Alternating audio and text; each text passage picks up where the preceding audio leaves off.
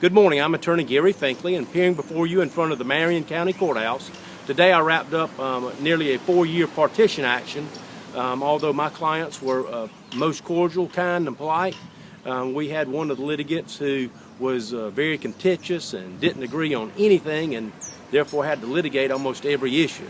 But after 4 years, the case is closed, and I want to take this opportunity to speak with you a little bit about partition actions. Partition actions occur when multiple people own one piece of property and it becomes necessary to sever or divide their interests. There are two ways to divide their interest. One is to sell the property and divide the proceeds, and the other is to divide the property up when it can be done. Now, of course, if you've got a single parcel like a house or a store, there's only one option, which is to sell the property and divide the proceeds. However, in farmland or larger tracts, sometimes you can actually subdivide the property, allocating each owner a fair share of that property. That's often called a partition in kind.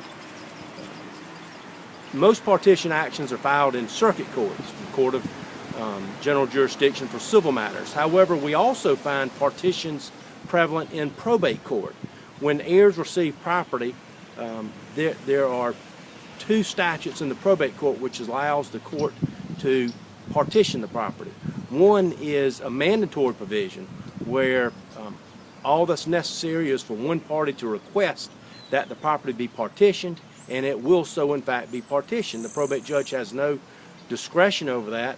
He or she, the judge, must partition the property, but the question of course becomes, is it a partition in kind or partition by sale and split the proceeds? The other way is when property is sold by way of assets. That's not exactly a partition, but that does in fact affect our partition or division of the property's ownership rights. Partitions are often very tedious, very fact specific. They require the use of expert witnesses when it comes to valuing property. A lot of issues come into play. I would not suggest any person to litigate one of these matters without the assistance of a lawyer. And if our office can be of help, please feel free to call us. We can be reached at 843-317-4900 or on the website at thinkleylaw.com, or please feel free to email me at gfinkley@thinkleylaw.com. Thank you.